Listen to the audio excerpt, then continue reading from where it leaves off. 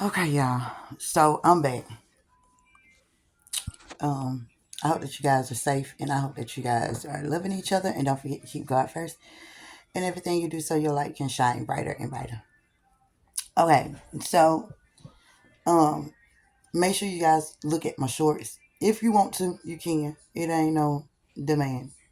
It is what it is. Look at my shorts. I kind of broke my first video down because it takes a long time. It takes like an hour or so for my longer videos to upload, and I wanted to do this before it slipped my mind. So you can just look at those little short pieces or whatever. Um, but earlier I was talking about um the um the school situation. So people are in a panic mode. So to me, here's a solution, right? So say for instance that, like they say that the teachers, it's a shortage of teachers. Okay, so depending on how many teachers you have, as I was stating in the other video, you guys can come together. Um, you guys can, yeah, you guys can come together. So every teacher knows everything, right? Every teacher knows science. Every teacher knows math, language, arts, reading, and things like that. But what you could do, you can put science and math together. You can put literature and reading together. And then you can do your social studies, and then you can do your science. Okay? So you could do it like that. And then you can take the teachers that you do have and pair them up, not just for a particular grade. And you can also, like I was stating in the other video, you could get like from ages 5 to 7. You can get all of those children together. When you are having your teachers, at least have 3 teachers in the classroom with those children, three to four teachers in the classroom with those children, because it will be a lot. It'll be like having um a full class if you're a professor, maybe more. But it'll become easier if um, you guys want to do that for the time being, or you don't have to do it. And then you can take from like 8 to 11, and you can put them together. Um, and you can have like 4 teachers for that. And you guys can work together, because when you're looking at it, children's from 5 to 7, they are still learning the same. They are still learning the same thing. They are trying to get the patterns of the numbers together. Some are, yeah, they still trying to get the patterns of the numbers together. They're still trying to get the sounds and things like that of their, um, I said letters. They're trying to get their numbers together, but I'm all over the place. But let me start this over. Just hold on. Give me a second. Okay, so solution. If you want to um, get 3 or 4 teachers, because all teachers know all information. They graduated college, so they know all information. Now you have some that study a particular thing, a particular special.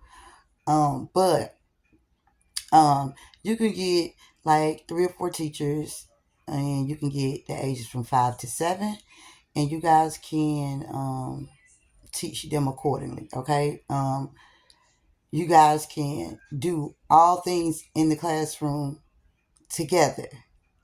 Just for the time being, if you're feeling overwhelmed, like you feel like it's not enough teachers here, it's a shortage there. So what you could do, you get your 5 to 7 year olds, because they're still learning in the same age range, the 5 and 7 year olds. So all of the things that you are doing with them, it complements each other.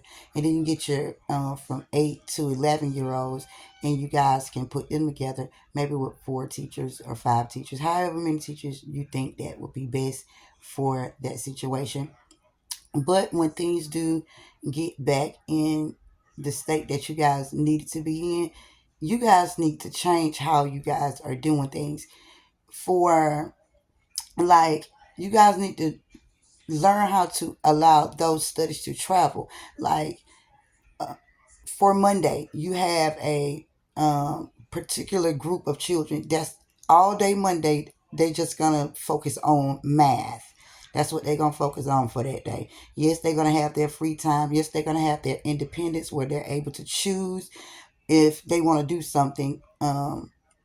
Once the lessons and things like that is over, and then you have your in between breaks, and then like um then you have where a particular teacher, she gets all of the students for social studies that day. But it's still on Monday. This is still on Monday. But the teacher is not having to say, well, we got to go through math today. We got to go through social studies today. We got to go through science today, and then compiling all of that on them in one day. So, say for instance, like on Monday, okay, you got group children A.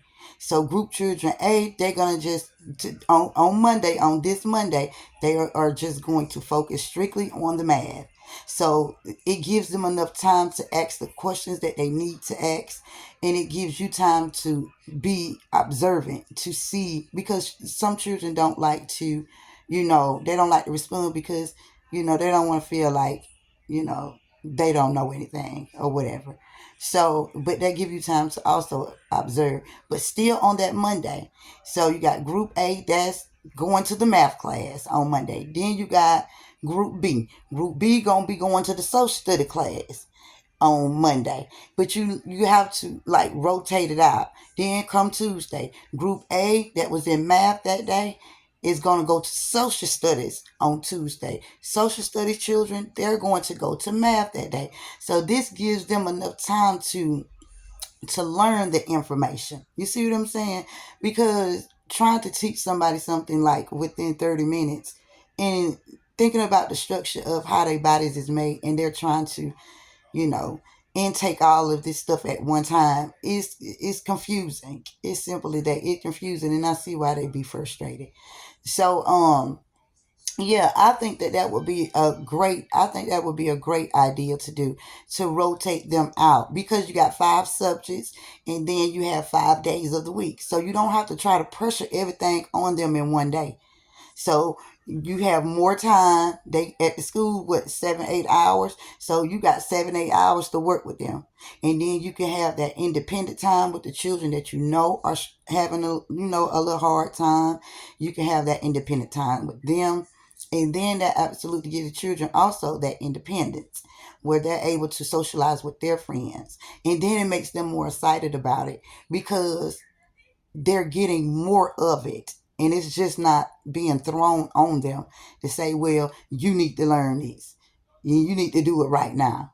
You see what I'm saying? If that makes sense to you guys, when everything get back right, you have to have a type of solution for these children, and we just can't keep doing it in the same way that we're doing it, as we see that it just don't work. It's just not working. So I think that would be an amazing strategy to do. I think it'll be something to look into. If you guys are interested in doing that, then go ahead and look into it and see how it'll work. Okay, I think that would definitely work out. So once again, if you want to right now, if you're worried about the struggling of the teachers, get you 4 or 5 teachers, get 5 to 7 year olds, put them all in the same room. You guys are all implementing everything together in the same classroom. So one teacher won't have 1,000 children by herself. Instead of her having 1,000 children by herself, you'll have 5 to 1,000. So now you can move. Y'all can move and y'all can work together. See what I'm saying? Y'all can move around and work together. So if you kind of, getting overwhelmed and stressed out about that, you guys can probably try that until the time being, until things get back in order. And like I was saying, you guys need to look into rotating out these subjects. You have 5 days in a week. Well, you got 7, but they go 5 days a week. See what I'm saying? So each one of these subjects, you don't have to try to put it on them every day. That's overwhelming to a child. Okay, so you don't have to try to put that on them every day, all day long. You see what I'm saying? So you just have class A, the group of children in A. This gonna be their day where they take on math. We're gonna have math games. You do math strategies, all kinds of stuff. Just make it really really fun for them. Children learn best through fun and play. So on that on that Monday, you just make sure your class is the math class. You the math teacher. You can have two teachers in there if you want to. You can have one teacher in there if you want to. You see what I'm saying? Because if you think about it, each teacher in a classroom is like 2 to 25 anyway. So you're not messing anything up. You're not messing nothing up. It's not gonna make it disorderly. It's still gonna be in order, but you're just gonna be teaching one particular thing, and then you guys are gonna be rotating that out, and it also helps the teachers as well. Um, it also helps the teachers as well because they have to switch over from one thing to another thing. Then they have to get the children to calm down in order to jump over into the next thing. And that kind of, alleviates some of that stress that you be having to go through. So, like I said, on that Monday, if the children, if the group A is math, it's strictly math. You see what I'm saying? And then they'll be ready. Oh, I know I got math today. I'm ready for my math. I can visually see that, y'all. I mean, I'm not going to say maybe I'm wrong. I'm going to stand on this. I'm not even going to put no wrong in this. It will work. It'll work. It will work. It'll work, y'all. So, yeah. And that's what I had to say because I didn't want to forget what I was, my thought because I've been forgot and it take me a minute to come back. But yeah, y'all need to try that. And then that'll take some of the stress off of y'all. It'll take some of the stress off the children. And then the children are getting more from that subject. A child is getting less when they have to stop and then jump into something else. You see what I'm saying? We in the math, and then the child is just getting good into it. You see what I'm saying? It's just like taking a nap. You just good into your nap. Then somebody come and wake you up. You see what I'm saying? It'll make sense if you do it that way. So 5 days of the week, 5 subjects, rotation. You see what I'm saying? Rotation. You know, Group A today is math. Okay, we strictly focusing on math. That's it. We're not focusing on anything else. In this classroom, all we talking about is math and numbers. That's it. You know, you are going to have your free time where you choose to do what it is that you are interested in and the thing that, floats your boat. You're going to have that time. Then they will also have little breaks in between because a lot of this, I'm going to tell y'all how some of these people are. They won't even let these children go to the bathroom. And that's why a lot of these children end up with urinary tract infections. They be making them children sit in that classroom and hold their pee just so they can claim that they getting a check. Now you know you low down and dirty. You know you low down. Now you know when the child lying now, but sometimes you don't know when they lying. You see what I'm saying? If they got to go to the bathroom, you don't make them just sit there and wait until you get done teaching. Baby, go ahead and go to the bathroom. You see what I'm saying? And some of these teachers, they got bathrooms in their classroom. That shouldn't be no, well, no, you ain't about to go to no bathroom. You don't do no mess like that. You don't do that. We know that their organs are small. Their organs ain't large like ours. So if they saying they got to go to the bathroom, you need to let them go to the bathroom. Not sitting there, letting them sit there and hold it. Now the child ain't focusing now because they sitting up there shaking because they got to go to the bathroom. They don't want to pee in their clothes because they know their mama gonna whoop them. But all you worried about is, you gonna sit there until you get this, until I'm done. This ain't about you.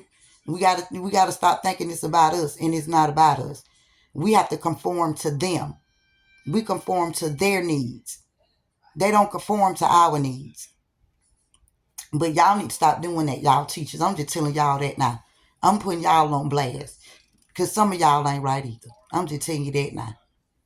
You sitting there making them children hold they pee and they boo-boo. Don't you know what that can do to them? And they sit there and have to hold it, and then you think somebody's supposed to be focused. How am I focus on something? I'm sitting up here shaking, got to use the bathroom, moving around. Then you talking about I need to stop moving around. Then let me go to the bathroom. But yeah, I ain't gonna get on that because yeah, they're about to take me there too. But yeah, you guys can try that. That is a solution that I know it'll work. You guys just have to give it a try. It'll definitely work. And then it's better for the children. You see what I'm saying? And it helps with you too. It alleviates some of that stress and that pressure. See what I'm saying? So yeah. And then some things they could just put together. I'm just saying. Like literature and reading, they could put that together. That can be one class. I don't understand why they ain't the same class anyway. That could be the same class. I don't know why it wouldn't be the same class. But both of those go together. Both of those go together. Um I know people gonna say, well, they don't go together because in language they're talking about verbs and nouns, and in reading they're talking about phonics. It's still all the same. Stop trying to make stuff difficult. Stop. But yeah, you guys can try that, and I just came on to tell you guys that. And let me say it one more time because y'all know I was just all over the place just a minute ago. Okay, so if you're in a stressful situation now with your school, you guys can come together and you guys can get the 5-year olds, 7-year olds, put them all together, get you 4 or 5 teachers. You all can work together with those with those children, you know. You guys can work together. This teacher know that teacher know this, that teacher know that. And it won't be stressful. The teacher won't have 30 children in the classroom by herself. I have experienced that when I was an after school teacher. But I was in there by myself. And I had small babies. I had 4-year olds, I had 5-year olds, 10-year olds, 8-year olds, 9-year olds. I had them all by myself, 30 to 40. And it was stressful trying to do all of that by myself. But if I only had the 5 to 7-year olds, I can handle that. You see what I'm saying? I can handle that. But yeah. So you guys can do the 5 to 7-year olds, and you guys can work together. So, because if the shortage of a teachers is the problem, then you guys have to find a solution so you can fix it, so you can still, give the children the education that they need, especially if you love it. If you love it, I'm talking to you, because some of these teachers don't love what they do. They just doing it for the money too. Some of y'all know y'all just doing it for the money. So stop lying and tricking yourself, because that's all you're doing. But for the ones who truly love it and God called you to do this, you guys can get your 5 to 7-year olds, put them together, get your 5 to 7-year olds, because they pretty much in the same area of the grade, and then get your 8 to 11-year olds, okay, and you guys can put them together, and you guys can work together. Get you about 4 or 5 teachers. You see what I'm saying? Depending on how many children you have, get you about 4 or 5 teachers. You see what I'm saying? And y'all work together until the time being, and that alleviates some of the pressure. Okay, it'll alleviate some of it. Um, and once again, this is the last time I'm gonna say this, and then I'm out. When you guys do get your fundings and things back, you guys do right by these children. Do right by them. And I understand all the things that people are expressing that is going on, but we know that that stuff is not going on. We know that. So you're not hiding and you're not tricking nobody. You ain't doing nothing but lying to yourself. So when you guys do, make sure that you are open to the fact that, you know, strictly focusing on one particular thing on that particular day. So Monday could be math for some children. Monday can be social study for a certain group of children. Monday can be science for a set of children. Monday can be, did I say science? I think I did. Science. Science, I think I said it. But y'all know what I'm going. Y'all know where I'm going with that. So, and I think that that'll kind of help with for the children. If we want to see them progressing and not just throwing these scores and these tests at them and things like that, and then we have to put them in a situation, in an environment where they can learn it. You see what I'm saying? We can't just keep throwing things at them and then we upset with them because they not getting it. And when they don't get it, we saying as teachers, you need to get this. And when you get with your other teachers and things like that, you talk about the children and talk about how you need to get more money. You're wrong. I just want you to know that. You can sit there and be talking about them children, you're wrong. But yeah. So that's that. So you guys can take heed to that. You can if you want to. If you don't want to, that is fine. I'm just here to give you a solution that you can at least try out, or you can take heed to it. You don't have to if you don't want to. It ain't no stress on me. But I am here, and I do want to put my input in, and I do want to help out, especially our babies. I ain't studying these grown folk. I'm just telling you that now. I ain't studying y'all. But these babies, yeah, I love our babies. I don't care what color you is. I don't care where you came from. So, yeah. And that's that. And I love you guys. And I am out. You guys make sure you pray before you lay. And I love y'all. And keep God first in everything you do so your light can shine brighter and brighter. All right. Love you guys.